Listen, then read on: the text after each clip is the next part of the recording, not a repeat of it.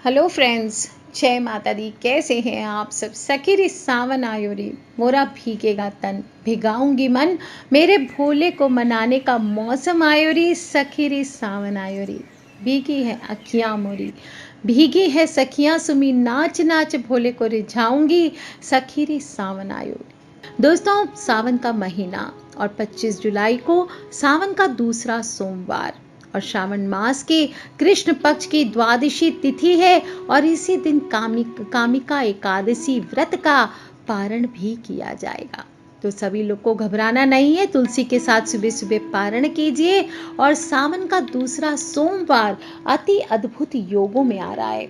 सावन के दूसरे सोमवार को मृगशिरा नक्षत्र रहने वाला है, ध्रुव नाम का योग बना हुआ है और इस दिन सूर्य उदय सुबह 5:38 पर होगा। वहीं सूर्यास्त शाम को 7:16 पर होगा। इस दिन चंद्रमा वृषभ राशि में सुबह 11:33 तक रहने वाला है। इसके बाद मिथुन राशि में प्रवेश कर जाएगा, यानी इस अवधि में आप कोई भी शुभ कार्य करेंगे तो उसका शुभ फल प्राप्त होगा। इस दिन प्रदोष व्रत का भी शुभ संयोग बन रहा है और प्रदोष व्रत शिव जी को समर्पित होता है। सावन के दूसरे सोमवार को संध्या काल में त्रयोदशी लग जाने से इस दिन सोम प्रदोष हो गया। कहते हैं इस शुभ संयोग में शिव जी का अभिषेक सभी मनोरथों को, खास तौर पर संतान सुख की इच्छा रखने वालों के लिए फलदायी होता है। प्रदोष वैसे भी शिव जी की उपासना तिथि है और सावन में सोम प्रदोष का आना अपने आप में अद्भुत संयोग बनाता है। आपके जीवन की हर मनोकामनाओं को पूर्ण कर सकता है। लड़का हो या लड़की हो, आपके जीवन में शादी विवाह की अड़चनें दूर होती है और संतान की इच्छा रखने वाले को इस दिन पंचगव्य से महादेव का अभिषेक करना चाहिए। जिन्हें लक्ष्मी प्राप्ति और कारोबार में सफलता की कामना हो, उन्हें दूध से अभिषेक करके शिवलिंग पर फूलों की माला अर्पित करनी चाहिए। आपको प्रत्येक काम में सफलता प्राप्त होगी। जो लोग भी हमेशा बेचैन रहते हैं, चंचल चित्त वाले हैं, उन्हें आज के दिन व्रत रखने से कभी जीवन में हार का सामना नहीं करना पड़ता, सभी इच्छाएं पूर्ण होती है। और तीसरा उत्तम संयोग ये है कि इस दिन सर्वार्थ सिद्धि और अमृत सिद्धि के साथ ध्रुव योग बन रहा है। इस योग में पूजा अर्चना करने से भोलेनाथ और माता पार्वती का संयुक्त आशीर्वाद प्राप्त होता है।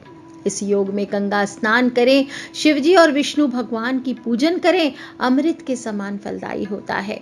अकाल मृत्यु का भय दूर होता है और इस योग में जो पुण्यदायक काम है उन्हें करने से अमृत तुल्य लाभ मिलता है। इसलिए इस योग में दान करें, योग करें, ध्यान करें, मंत्र सिद्धि का प्रयास करें और शुभ योग सूर्य उदय से मध्य रात्रि तक है। सावन का महीना है, शिव जी की विधि विधान से पूजा करनी चाहिए और कहा जाता है कि पार्वती जी ने सावन में ही शिव जी को प्रसन्न कर उन्हें पति रूप में पाया था। इसलिए जो भी लड़कियां सावन के सोमवार का व्रत रखती है उसे मनचाहा वर प्राप्त होता है। आज आपको एक विशेष उपाय बताऊंगी जिसको करने के बाद भोलेनाथ आपकी सारी मनोकामनाएं पूर्ण करेंगे। सोमवार व्रत 3 प्रकार के बताए गए हैं, पहले समझ लीजिए। पहला, मात्र श्रावण में जितने सोमवार आते हैं 4 या 5 उतने करने चाहिए और उसमें शिव जी की और उनके परिवार की आराधना करनी चाहिए। दूसरा, आप 16 सोमवार का संकल्प लेकर सावन के महीने से शुरू कर सकते हैं। प्रथम सोमवार से प्रारंभ कर 16 सोमवार व्रत करना चाहिए।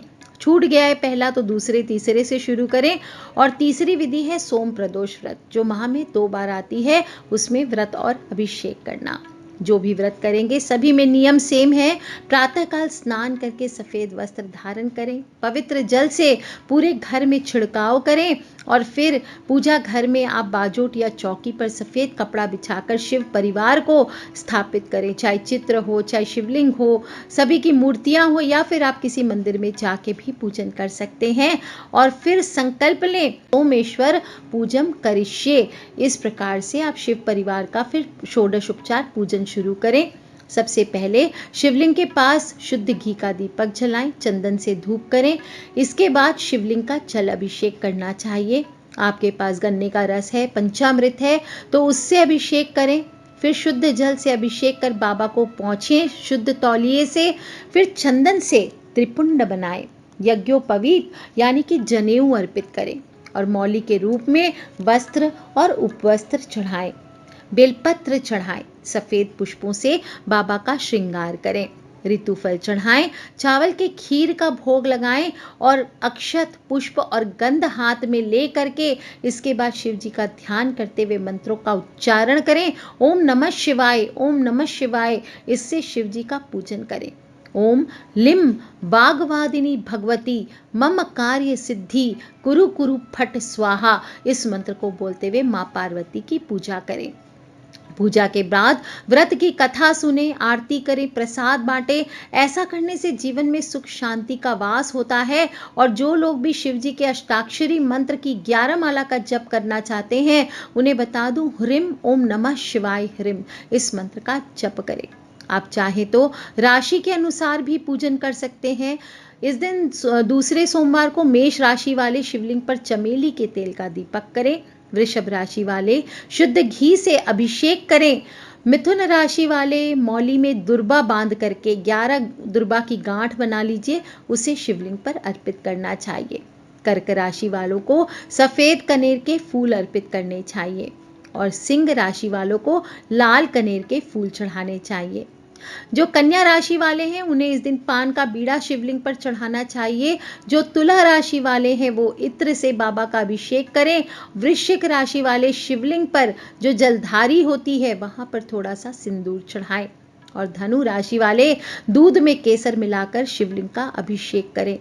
मकर राशि यानी मेरी राशि, तो मकर राशि वाले शिवलिंग पर तिल के तेल से अभिषेक करें और कुंभ राशि वाले शिवलिंग पर सरसों के तेल से अभिषेक करें। जो मीन राशि वाले हैं वो केले पर कलावा बांध करके शिवलिंग पर चढ़ाइए। दोस्तों, सावन का दूसरा सोमवार है। भोले बाबा को प्रसन्न करने के लिए कुछ करें ना करें, शिवा मुट्ठी जरूर चढ़ाएं। सारी पूजा करने के बाद एक मुट्ठी सफेद तिल ले लीजिए और दोनों हाथों से ओम नमः शिवाय, ओम नमः शिवाय, ओम नमः शिवाय का जप करते हुए दोनों हाथों से उस तिल को आप भोलेनाथ की शिवलिंग पर अर्पित कर दीजिए और शिव जी का पाठ कर लें। देखिए भोले बाबा कैसे प्रसन्न होते हैं। शिव लीला अमृत पढ़ें, शिव कवच पढ़ें, शिव चालीसा पढ़ें, शिव पंचाक्षर स्तोत्र पढ़ें, महामृत्युंजय मंत्र का पाठ करें, जप करें।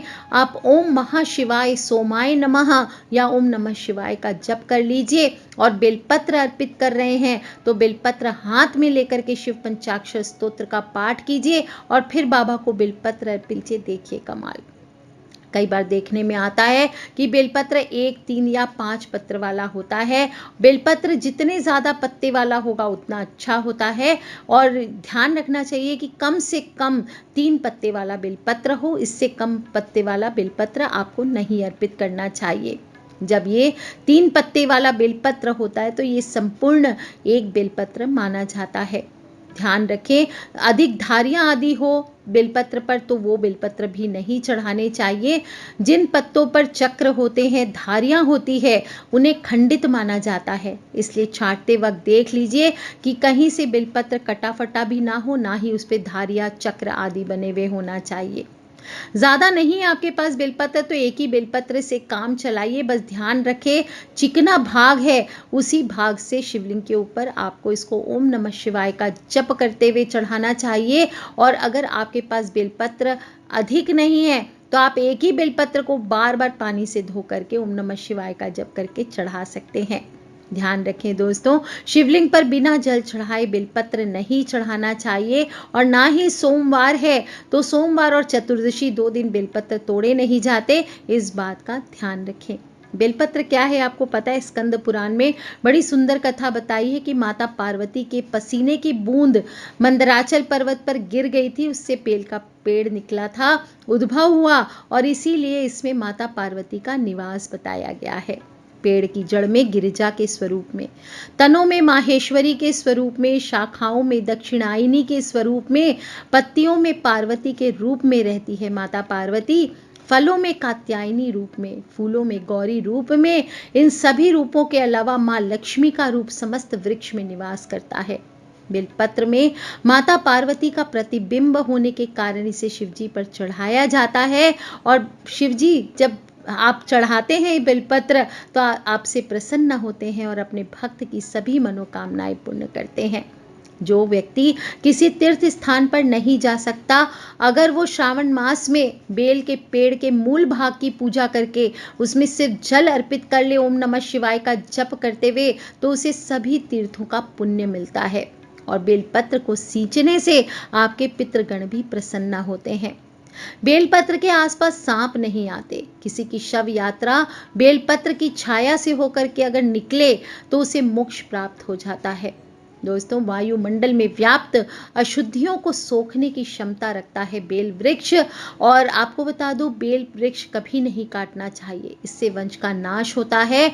और प्रातःकाल संध्या समय बेलपत्र अगर आपके घर पे है पेड़, तो आपको दर्शन अवश्य करने चाहिए। दोस्तों, कहा जाता है जीवन में यदि भूल से भी शिवलिंग पर आपने बेलपत्र चढ़ा दिया तो आप उस प्राणी के सारे पाप नष्ट हो जाते हैं। और फिर जो मनुष्य बेल वृक्ष का रोपण करेगा, पोषण करेगा, संवर्धन करेगा, उसे तो महादेव का स्वयं साक्षात्कार होगा। तो आपको बेलपत्र लेना है और बेलपत्र चढ़ाते समय कुछ शब्दों का उच्चारण अवश्य करना है। त्रिदलम त्रिगुण आकारम त्रिनेत्रम त्रियायुधम त्रिजन्म पाप संहारम एक बिल्वम शिवार्पणम त्रिशाखे बेलपत्रश्च अच्छिद्रे कोमले शुभे तव पूजाम करिष्यामि एक बिल्वम शिवार्पणम सर्वत्रैलोक्य कर्तारम सर्वत्रैलोक्य पालनम सर्वत्रैलोक्य हरतारम एक बिल्वम शिवार्पणम।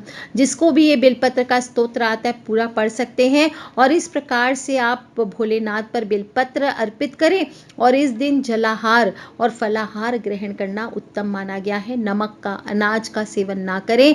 सोमवार का व्रत अवश्य रखना चाहिए। निर्जल नहीं भी रख सकते तो फलाहार के साथ रखें, या फिर एक पहर शाम के बाद बिना नमक का अन्न भी खाया जा सकता है।